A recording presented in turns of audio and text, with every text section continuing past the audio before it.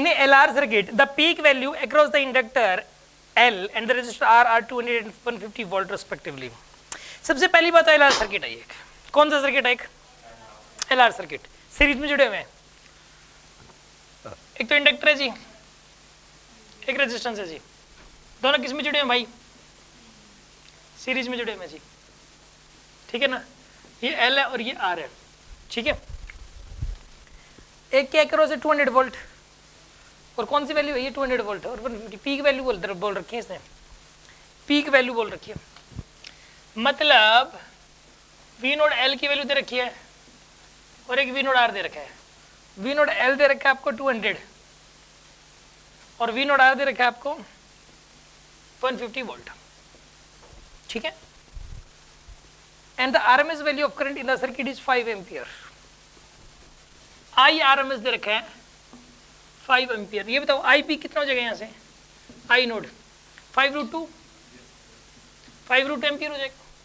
RMS value को अगर √2 से मल्टीप्लाई कर दोगे तो क्या जाएगा यहाँ पे? पीक वैल्यू ऑफ करंट आ जाएगी, ठीक है। लीनियर फ्रीक्वेंसी 50 हर्ट्ज, तो ओमेगा की वैल्यू कितनी हो जाएगी बताइए? 100 पाई। 50 है, 50 को 2 पाई से मल्टीप्लाई कर दो, 50 हर्ट्ज को 2 पाई से मल्टीप्लाई कर दो, कितना जाएगा यहाँ पे? 100 पाई। Consider the phase angle of the current to be 0 at t equal to 0. T equal to initial phase angle of current. Initial phase angle of current कितना बताइए? 0 है, ठीक है। अब आपको इसमें निकालना है, निकालना क्या क्या है? Current as a function. देखो पहला तो निकालना आपको इसमें current as a function of time, बिल्कुल सही बात है। क्या निकालना है बताइए? Current as a function of time. दूसरा आपको निकालना है इसमें net voltage as a function of time. इसमें तीसरे नंबर पे अपने को निकालना है VL as a function of time, ठीक है। चौथे नंबर पे निकालना आपको VR as a function of time, current as a function of time और net voltage as a function of time, VL as a function of time और एक निकालना है VR as a function of time, ठीक है। इन बातों के जवाब देने। देखो किसी की भी इक्वेशन लिखने के लिए, एक तो हमें उसका इनिशियल फेज एंगल लिखना होता है, इनिशियल फेज एंगल, ठीक है। उसके लिए फेजर डायग्राम बनाया जाना जरूरी है, पहले कॉमन फेजर डायग्राम बनाएंगे। और किसी एक का फेज एंगल दे भी रखा है, करंट का दे रखा है 0, तो और आसान है अब सबका फेज एंगल निकालना। एक सबकी पीक वैल्यू अपने को निकालनी है, ठीक है। चलो कॉमन फेजर डायग्राम बनाते हैं पहले तो। कॉमन फेजर डायग्राम में देखो आई नोड आप इस तरफ बनाओगे भाई, V नोड R आप इस तरफ बनाओगे और V नोड L आप ऊपर बनाओगे, ठीक है। V नोड L आप ऊपर बनाओगे, इस केस में V नोड L आप ऊपर बनाओगे तो इसके अंदर जो नेट वोल्टेज आएगी वो इस तरफ आएगी जी। वो कितनी आएगी बताइए आप? 200 का स्क्वायर प्लस 150 का स्क्वायर। ये 200 है, ये 150 है, तो V नोड कितना आएगा यहाँ पे बताइए? 200 का स्क्वायर प्लस 150 का स्क्वायर पूरे का अंडर रूट।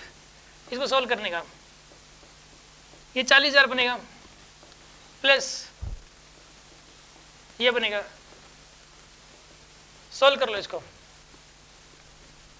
ये बनेगा 62500।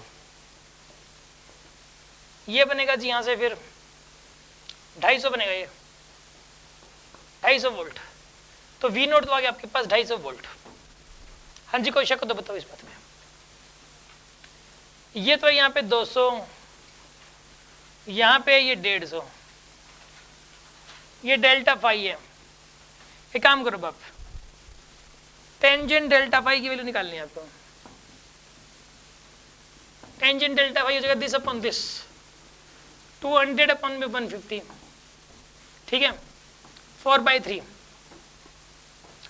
आ जाएगा और डेल्टा फाई आ गया आपके पास 10 इनवर्स 4/3।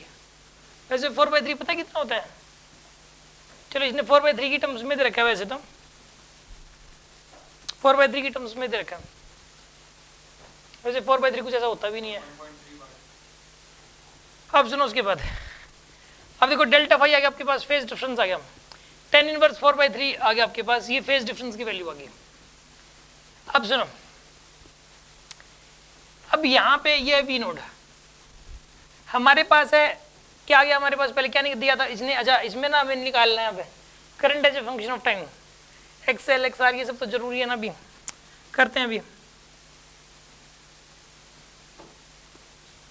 अच्छा, पीक वैल्यू वोल्टेज की पता तो लगी है, एक्सआर एक्सएल की वैल्यू की क्या जरूरत है, ठीक है ना। ये वाला एंगल है क्या, tan इनवर्स 4/3 है, तो इसने करंट का इनिशियल फेज एंगल 0 दे रखा है, रेफरेंस ये लाइन है, यानी कि रेफरेंस अगर यही लाइन है इसमें तो V नोट आर, तो इसका इनिशियल फेज एंगल 0 हो जाएगा, पीक वोल्टेज का इनिशियल फेज एंगल इतना हो जाएगा, और V नोट एल का इनिशियल फेज एंगल π/2 हो जाएगा। सबके इनिशियल फेज एंगल तो पता लग गया जी अपने को, और सबकी पीक वैल्यू भी पता है, वोल्टेज की पीक वैल्यू पता है, V नोट एल पता है, V नोट आर पता है, I नोट करंट की पीक वैल्यू ये भी ये रही, तो हो जाएगा। सबसे पहले देखो करंट की इक्वेशन लिखनी है आपको, करंट की, पहले इसकी पीक वैल्यू, इसकी पीक वैल्यू कितनी हो जाएगी यहाँ पे 5√2 sine of omega t, omega कितना इसमें 100 पाई टी, ठीक है ना, बस हो गया। इसका इनिशियल फेज एंगल तो 0 है ही, this is the answer here, ये आंसर है।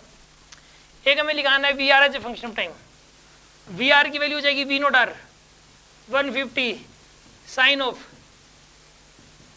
100 पाई टी, बस यही आएगा, क्योंकि इसका भी इनिशियल फेज एंगल 0 है, इसका भी इनिशियल फेज एंगल 0 नहीं है क्या।